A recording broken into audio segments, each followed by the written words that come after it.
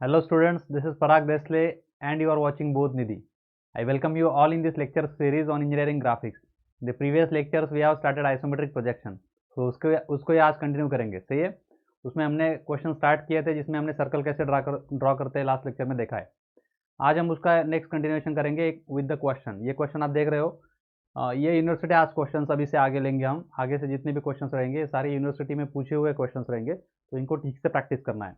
आपके पास आपका जो ड्राइंग बुक रहेगा या आप शीट पे कर रहे हो प्रैक्टिस, आपकी मर्जी, तो ड्राइंग बुक या शीट ले लो। उसके साथ आपके पास रोलर स्केल होना चाहिए। ड्राफ्टर हो सके तो अच्छी बात है, उसकी अरेंजमेंट कर सको तो। नहीं तो रोलर स्केल से भी काम चल जाता है। सेट स्क्वायर लगेगा ही लगेगा। आपको पेंसिल 2-3 रखनी है। कंपास आपके साथ होना चाहिए जिसमें एक रेडी पेंसिल होना चाहिए। पेंसिल से अलावा आप लीड पेन यूज़ करोगे तो सबसे बेटर रहेगा, क्योंकि लीड पेन का जो है शार्पनिंग करने की ज़रूरत नहीं पड़ती है, तो बेटर क्लैरिटी आती है, सही है। तो एक लीड पेन जो है, लीड पेन है पेंसिल आपके कंपास में हमेशा लगा होना चाहिए, और एक 2-3 एक्स्ट्रा पेन आपके लीड पेन्स आपके पास होना चाहिए, सही है। तो लेट अस स्टार्ट।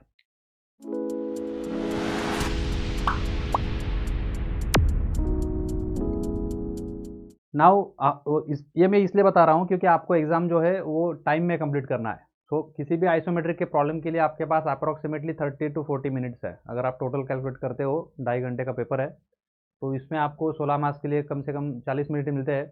30 मिनट में आपको कंप्लीट करना है, सही है। कभी भी अगर इस तरह से सर्कल वगैरह रहेगा तो इसको हमें लास्ट में करना है। सर्कल रहेगा, इस तरह से स्लॉट रहेगा, जो कॉम्प्लिकेटेड ऑब्जेक्ट लग रहा है उसको लास्ट में करना है, सही है। जो कुछ मोटा काम है, जो जिससे कंप्लीट ऑब्जेक्ट तैयार हो जाएगा, वो पहले कर लेना है। क्योंकि गड़बड़ क्या करते हैं बच्चे, सर्कल पहले कंप्लीट करने की कोशिश करते हैं, उसमें अटक जाते हैं, वो समझता नहीं क्या करना है, फिर वो पूरा क्वेश्चन हैम्पर करता है। उससे अच्छा है कि आप 90% काम कंप्लीट कर लो, फिर कर्वेचर, सर्कल, स्लॉट्स, इनको लास्ट में कंप्लीट करो। ज़्यादा से ज़्यादा कॉम्प्लिकेटेड क्या होने वाला है, एक तो सर्कल हो सकता है या तो स्लॉट हो सकता है, इससे ज़्यादा कॉम्प्लिकेशन कुछ आता नहीं है, सही है। So let us start this question. तो हमें क्वेश्चन को पहले ऑब्जर्व करना है। फ्रंट व्यू कौन सा दिया है उसको पहले ऑब्जर्व करो। लेफ्ट हैंड साइड व्यू दिया है, राइट हैंड साइड व्यू दिया है, उसको ऑब्जर्व करो। फिर हमारे ओ पॉइंट अगर क्वेश्चन में दिया है तो उसको मार्क कर लो। जैसे अगर यहाँ पे ओ पॉइंट है तो हमारा एक्स कहाँ बनेगा, यहाँ पे एक्स बनेगा। फिर वाई कहाँ आएगा, फ्रंट व्यू में यहाँ पे आता है। फिर इधर कहाँ पे आएगा, यहाँ पे ओ अपोजिट जाता है, ये फ्रंट फेस जो है इस साइड पे जाएगा, तो ये पॉइंट हमारा ओ पॉइंट बन जाएगा। तो इधर से कौन आता है, ये जेड आता है, और ऊपर कौन जाता है, वाई जाता है, सही है। अब क्या करेंगे, इसको ठीक से ऑब्जर्व करो। फ्रंट व्यू में क्या कर सकते हैं हम, फ्रंट व्यू में देखो, इस रीजन को हम, ये वाला रीजन डायरेक्टली कंस्ट्रक्ट कर सकते हैं। इसको नोटिस करो, खुद थोड़ा ऑब्जर्व करो। इस रीजन को मैं डायरेक्टली स्टार्ट कर सकता हूँ। देखो ये सर्कल छोड़ के, सर्कल होल है, होल कैसे आइडेंटिफाई करूंगा मैं, इस एज को देखो, यहाँ पे डैश लाइन दिखाया हुआ है, इस एज को देखो, यहाँ पे डैश लाइन दिखाया हुआ है, थ्रू आउट दिखाया हुआ है, तो कंप्लीटली होल है इधर। इस तरह से मैंने उसको आइडेंटिफाई किया, सही है। ये इसको डायग्राम आपको एक्स्ट्रा रेफरेंस के लिए दिया मैंने, कलर डायग्राम। एक्चुअली आपको एग्जाम में इस तरह से डायग्राम आने वाला है, सही है। अब ये होल हो गया, और स्लॉट जो है उसका इधर रिफ्लेक्शन दिखेगा। देखो स्लॉट कंप्लीटली पूरे ऑब्जेक्ट में है, क्योंकि यहाँ पे पूरा डैश लाइन जा रहा है, ये जो एज है इधर पूरा डैश लाइन में कन्वर्ट हो रहा है। तो इस तरह से उसको ठीक से ऑब्जर्व कर लेना है। फिर ये रिब दिख रहा है मुझे, ये ट्रायंगुलर पार्ट जो है ये क्या है, रिब है। यहाँ पे उसका विड्थ 20 mm आ रहा है। इस रिब को इधर से देखूंगा मैं तो उसका विड्थ यहाँ पे दिखेगा मुझे, 20 mm आ रहा है। 25 mm इस साइड से है, तो अगर सिमेट्री वाइज कैलकुलेट करूंगा, 25 इधर से, 25 50 और ये 20 70, टोटल 70 है, सही है। तो मतलब ऑब्जेक्ट्स को हम आइडेंटिफाई कर पाना चाहिए। हमारा बेसिक ऑब्जेक्ट क्या है, ये वाला एलिमेंट है, उसके अंदर एक होल है, ये दूसरा ऑब्जेक्ट समझो, उसके अंदर एक स्लॉट है, तीसरा ऑब्जेक्ट समझो, और चौथा क्या है, ये रिब है। इस तरह से हम इसको क्लासीफाई कर सकते हैं, उसको आइडेंटिफाई कर सकते हैं, और फिर काम शुरू कर सकते हैं।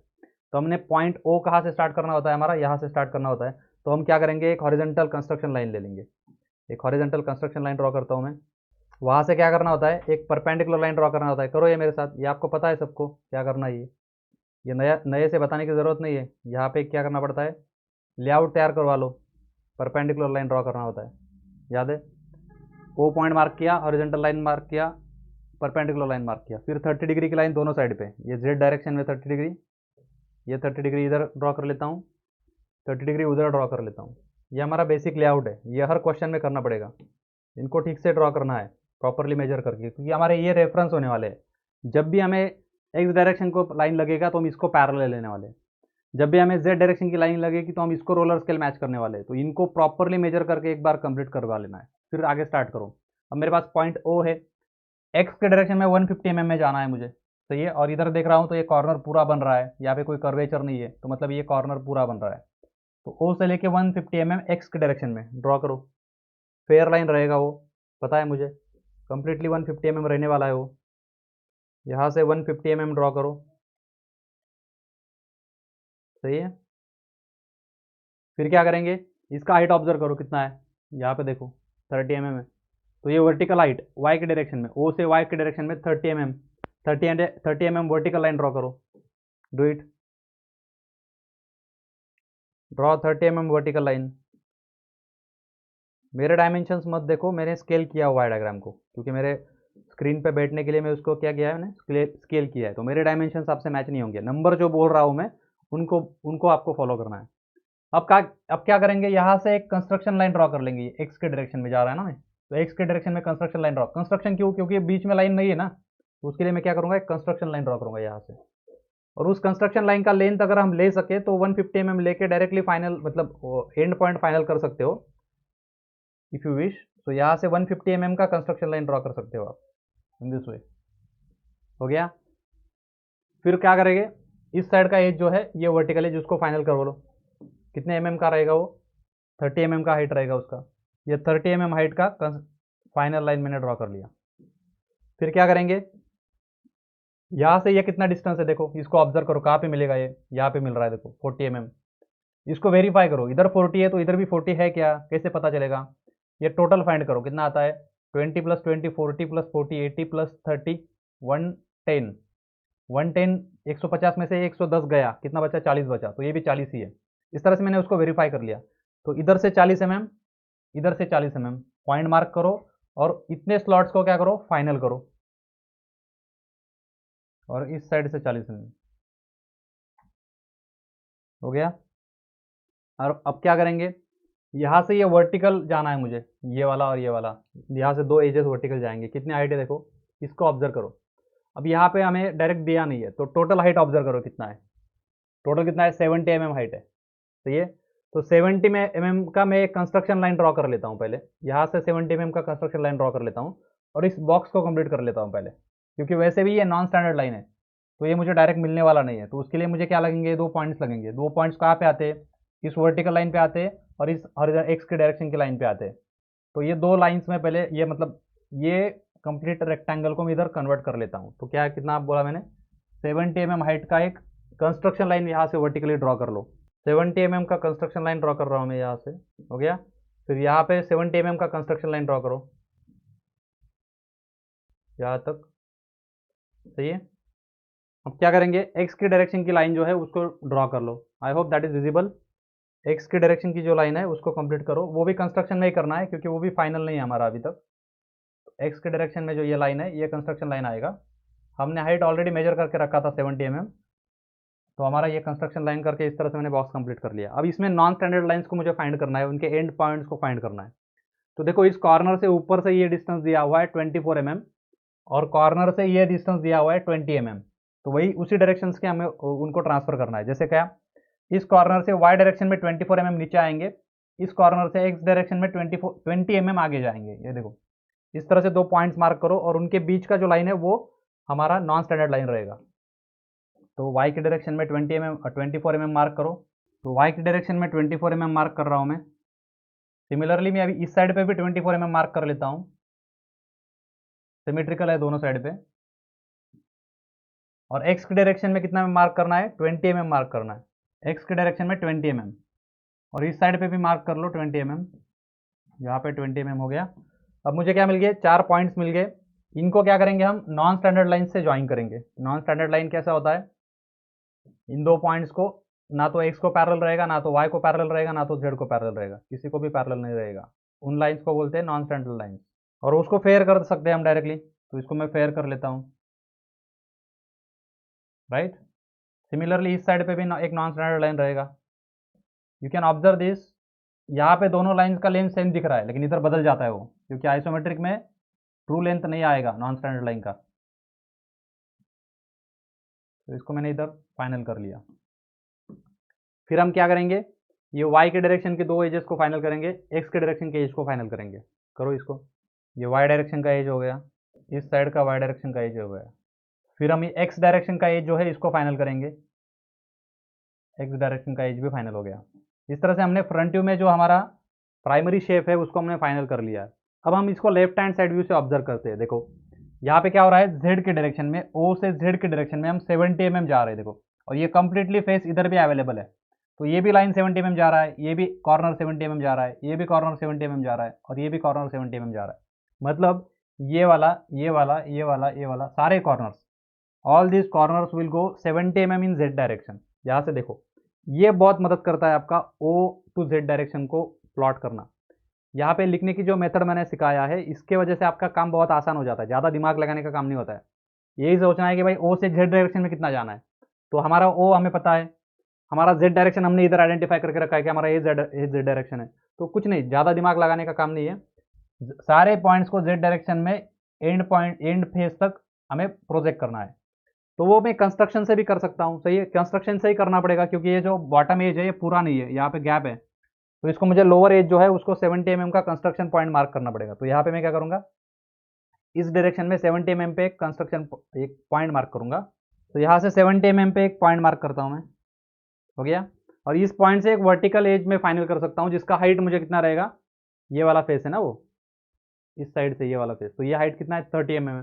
तो मैं इसको 30 mm का हाइट फाइनल करके एक एज फाइनल कर सकता हूँ। ये एक प्रोसेस हो सकता है, या तो दूसरा मेथड क्या है, सारी 70 mm की लाइंस को पहले कंस्ट्रक्ट कर लो और फिर उनको फाइनल करो, तो आपकी मर्जी। तो मैं क्या करता हूँ, स्टेप बाय स्टेप जाता हूँ, एज बाय एज में फाइनल करने की कोशिश करता हूँ। तो यहाँ से मैं 30 mm की हाइट की एक लाइन ड्रॉ कर लेता हूँ जो कि फाइनल रहेगा, मुझे पता है इस साइड वाला एज जो है वो फाइनल होने वाला है, कोई स्लॉट बिट कुछ नहीं उसमें।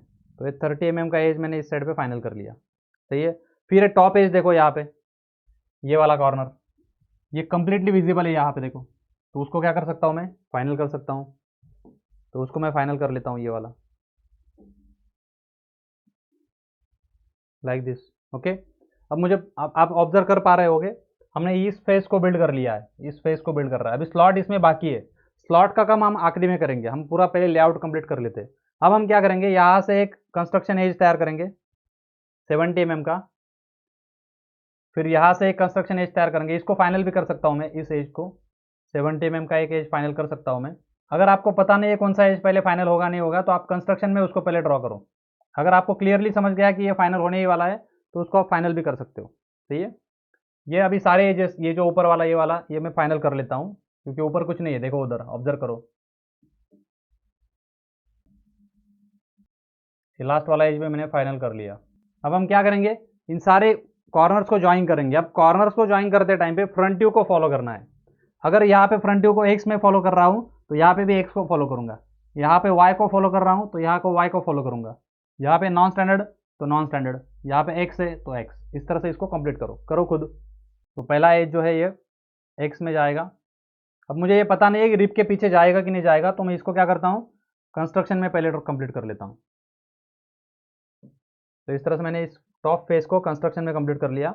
ये वर्टिकल फेस भी फिलहाल मैं कंस्ट्रक्शन रखता हूँ क्योंकि मुझे पता नहीं है कि मेरा जो रिब है उसके पीछे ये जाएगा या क्या होगा, पता नहीं है। यहाँ पे रिब आने वाला है ना, वो साइड ये देखो, ये रिब आएगा ना, तो इस रिब के पीछे अगर ये चला गया तो पता नहीं है। तो हमको उसको क्या किया, कंस्ट्रक्शन में रखा। टॉप में कुछ नहीं है तो इसको मैं फाइनल कर सकता हूँ। तो सीधा नॉन स्टैंडर्ड लाइन को पैरेलल लाइन ड्रॉ करो और यहाँ से एक फाइनल लाइन ड्रॉ कर सकते हो आप। तो इस एज को मैंने फाइनल कर लिया इस तरह से, ठीक है। फिर क्या करेंगे, एक्स के डायरेक्शन में जाएंगे और इस एज को फाइनल करेंगे। तो ये एक्स के डायरेक्शन का एज भी मैंने फाइनल कर लिया, हो गया। तो इस तरह से हमें ऑलमोस्ट आपका ऑब्जेक्ट जो विजुलाइज हो चुका होगा। अब देखो यहाँ से कॉर्नर से ये कौन से डायरेक्शन में जाएगा, ये जेड के डायरेक्शन में जाएगा। अभी देखना है कि अगर वो खत्म हो जाता है पहले, ये कितना डिस्टेंस है 70 mm, तो 70 mm से पहले यहाँ तक खत्म हो जाता है तो उसको वहाँ पे एंड कर देंगे। तो ये जेड के डायरेक्शन में मैं जब जा रहा हूँ तो वो क्या कर रहा है, वो यहाँ तक ही कंप्लीट कर पा रहा हूँ उसको मैं। 70 mm का पूरा लाइन कंप्लीट नहीं होगा, इस एज तक ही जाएगा, वो यहाँ पे ही खत्म हो जाता है। तो ये इस तरह से हमने हमारा जो ऑब्जेक्ट का लेआउट है, complete object almost complete ready हो चुका है। अब इसमें क्या करना है, सिर्फ 3 चीज़ों को ऐड करना है। पहला, इसमें स्लॉट ऐड कर सकते हैं, फिर इसमें रिब ऐड कर सकते हैं और फिर इसमें होल ऐड कर सकते हैं। तो ये पूरा ऑब्जेक्ट कंप्लीट हो जाएगा। इस तरह से इसको डील करो, मतलब क्या करो, कंप्लीट ऑब्जेक्ट को ना सब एलिमेंट्स में डिवाइड करो अपने माइंड में। समझ लो इसमें कितने एलिमेंट्स हो सकते हैं। तो हमने एक बेसिक ऑब्जेक्ट के अंदर क्या क्या है, इसके अंदर एक स्लॉट है, इसके ऊपर एक रिब है और इसके अंदर एक होल है। इस तरह के 3 एलिमेंट्स इसमें एक्स्ट्रा है। अब उन एलिमेंट्स को कंप्लीट करने का स्टेप शुरू करते हैं। तो मैं पहले सबसे आसान वाला जो है रिब, उसको कंप्लीट कर लेता हूँ। तो रिब देखो क्या है, रिब को कभी भी कंप्लीट करने के लिए नॉन स्टैंडर्ड लाइन होता है। देखो ये जो लाइन है नॉन स्टैंडर्ड लाइन है, you must know this, this is non standard line, this was non standard line, right. अब यहाँ पे अगर आपको इमेजिनेशन बेटर करने के लिए मैं यहाँ पे क्या करता हूँ, इसको हाईलाइट करके रखता हूँ so that you will understand it better. ठीक है, अब क्या करेंगे, रिब को तैयार करना है। तो रिब कौन से फेस के ऊपर है, कौन से साइड पे है, लेफ्ट हैंड साइड से देखता हूँ तो यहाँ पे रिब है। तो रिब में नॉन स्टैंडर्ड लाइन होती है, हमें पता है। तो हमें 4 पॉइंट्स को मार्क करना पड़ेगा। कौन कौन सा, ये वाला कॉर्नर, ये वाला कॉर्नर, ये वाला कॉर्नर और ये वाला कॉर्नर। इन 4 कॉर्नर्स को अगर मैं ढूंढ लेता हूँ तो मैं रिब के नॉन स्टैंडर्ड लाइन्स को ज्वाइन कर सकता हूँ। तो 4 कॉर्नर्स कहाँ पे है, ये वाला एज है, वो आइडेंटिफाई करो कौन सा एज है, वो ये वाला एज है। दूसरा एज कौन सा है, ये एज जो है अभी तैयार नहीं है, ये रेडी नहीं है। देखो ये हमारे पास कौन सा है, ऊपर वाला कॉर्नर है, ये कॉर्नर हमारे पास रेडी है, लेकिन ये जो पॉइंट है ये रेडी नहीं है। Can you observe this. तो वो पॉइंट कहाँ पे है, वो एज पहले फाइंड करो कहाँ पे, वो ऊपर से 30 mm। तो ये जो हमने पॉइंट यहाँ पे कॉर्नर बनाया था, इस कॉर्नर से 30 mm नीचे जाना है। कितना mm, ऊपर से 30 mm नीचे जाएंगे और क्या करेंगे, एक पॉइंट मार्क करेंगे ऊपर से 30 mm के ऊपर। मैंने एक पॉइंट मार्क किया, कैन यू नोटिस दिस। और यहां से मैं इसको एक कंस्ट्रक्शन लाइन में बिल्ड करूंगा। पहले जेड डायरेक्शन में एक कंस्ट्रक्शन लाइन बिल्ड करूंगा। ये क्या किया मैंने रिब का जो टॉप एज है इसको फाइंड कर लिया।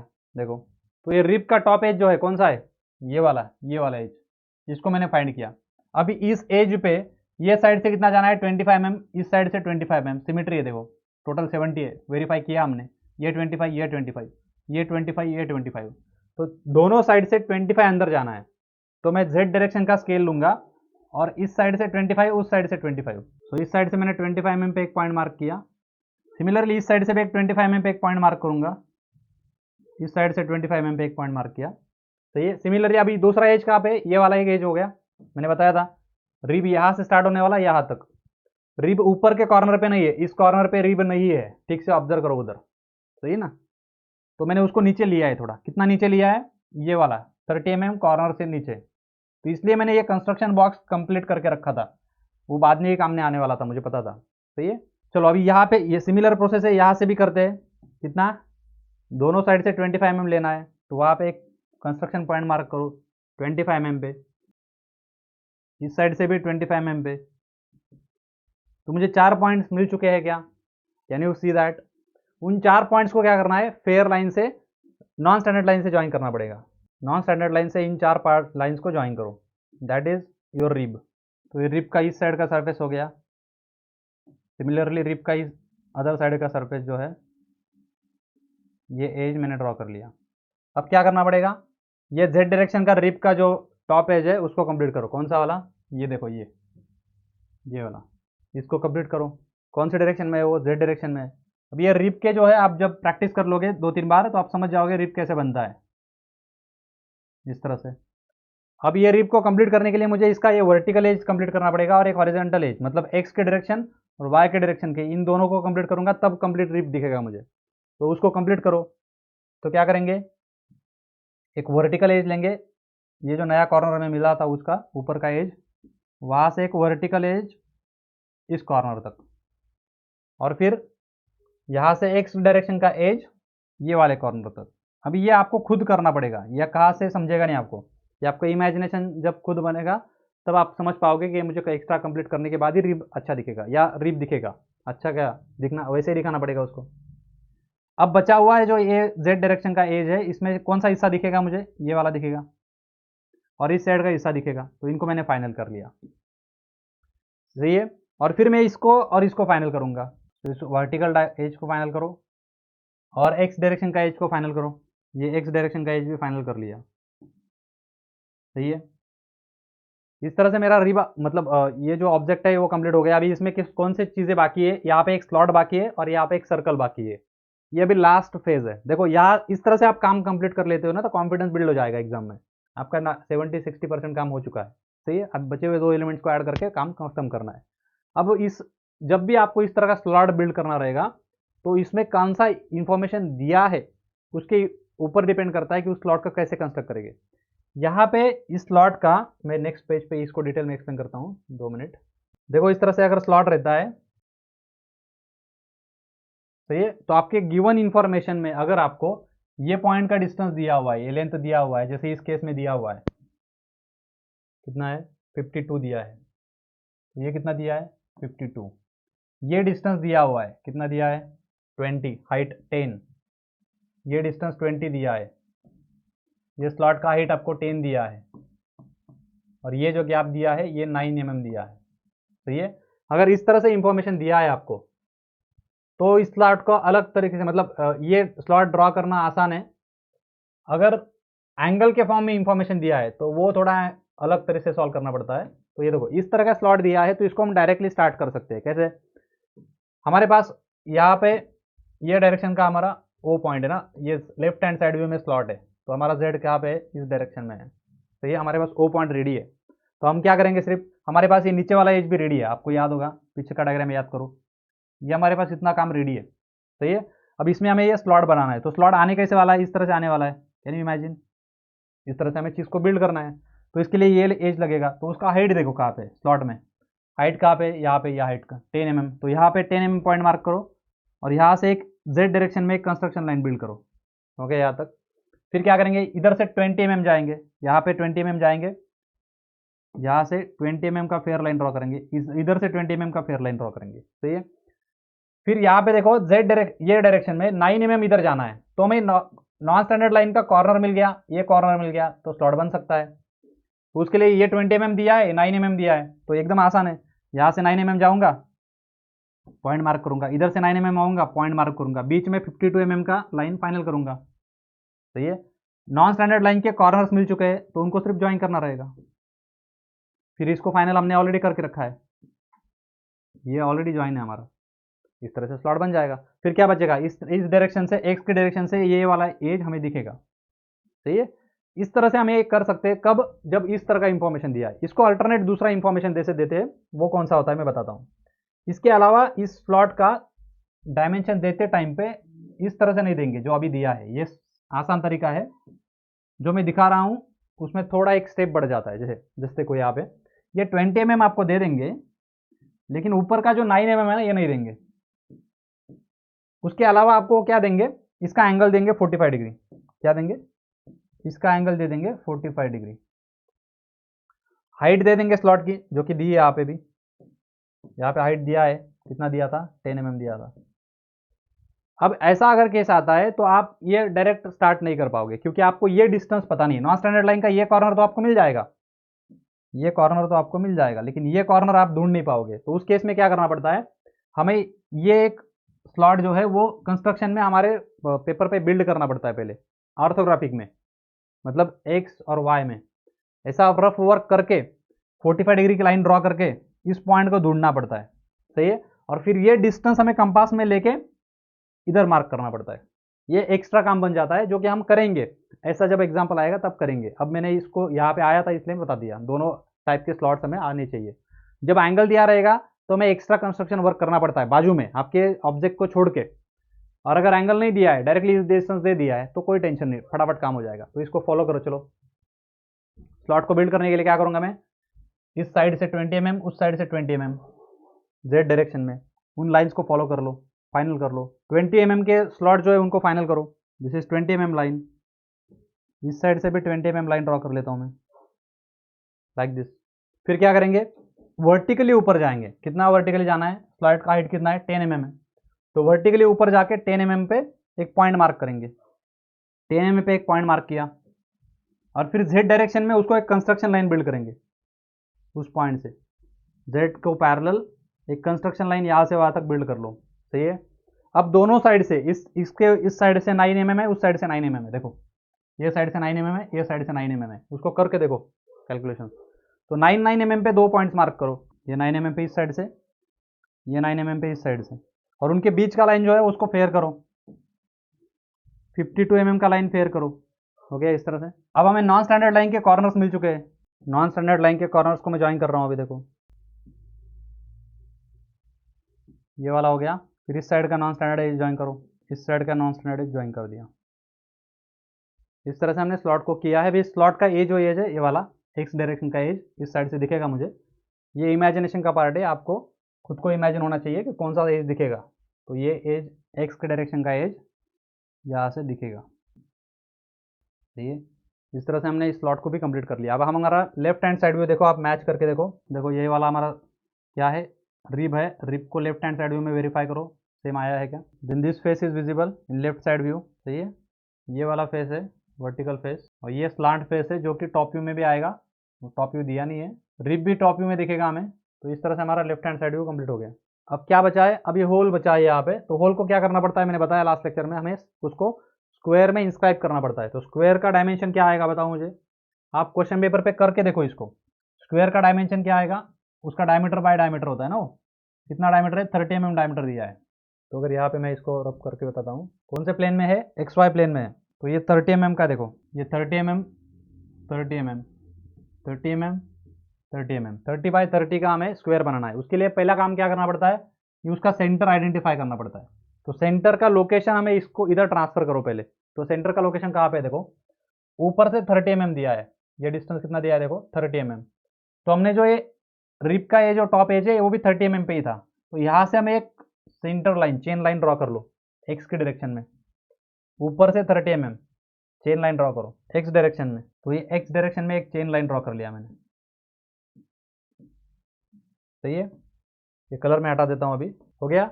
फिर हमें वर्टिकल चेन लाइन ढूंढना पड़ेगा, जो कि क्या रहेगा, यहाँ से देखो कितना डिस्टेंस है, 35 mm दोनों साइड से, टोटल 70 है, 35 mm। तो इधर से 35 mm मेजर करो। 35 mm पे एक पॉइंट मार्क किया, और वहां से क्या करेंगे, अब वहां से वर्टिकल चेन लाइन ड्रॉ करेंगे। हो गया। अब इसके अराउंड हमें क्या करना पड़ेगा, रोम्बस बिल्ड करना पड़ेगा। रोम्बस का हाइट देखो क्या है, 30 mm है। तो 15 mm ऊपर 15 mm नीचे, दो पॉइंट्स मार्क करो।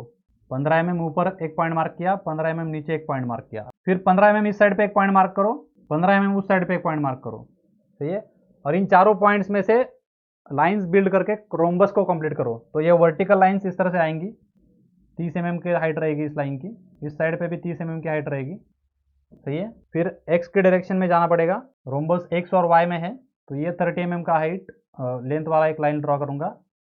ये 30 mm का लेंथ वाला लाइन ड्रॉ करूंगा। रोम्बस के लाइंस का कलर बदल देता हूं मैं। अब हम क्या करते हैं, इसको आगे का काम कंप्लीट नहीं करना है। पहले क्या करो, सर्कल के 2 सेक्टर्स पहले बिल्ड कर लो, तो आपको क्लैरिटी आ जाती है, बचा हुआ काम आसान हो जाता है। तो मैं क्या करता हूँ, सर्कल के 2 सेक्टर जो है वो रेडी अभी कर सकते हैं उनको फाइनल।